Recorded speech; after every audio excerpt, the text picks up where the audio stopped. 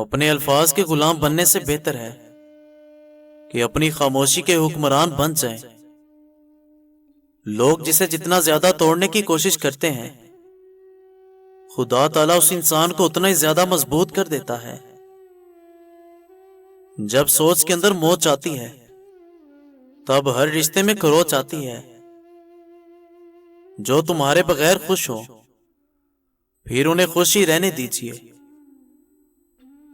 اگر پریشانی آئے تو سر نہ پکڑو، بلکہ سر کو اللہ کے حضور جھکا دو۔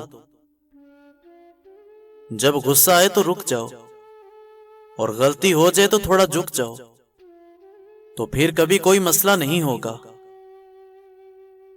چھوٹی چھوٹی باتوں پر شکوے کرنے سے بڑے بڑے رشتے کمزور پڑ جاتے ہیں۔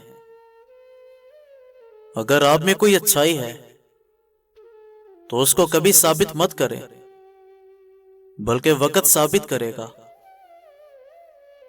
دو چیزیں کسی کو بھی حد میں رہ کر دو، محبت اور عزت۔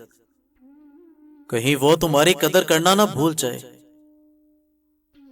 اپنوں کے ساتھ ایسی لڑائیاں نہ لڑے کہ لڑائیاں تو آپ جیت جائیں، پر رشتوں کو ہار جائیں۔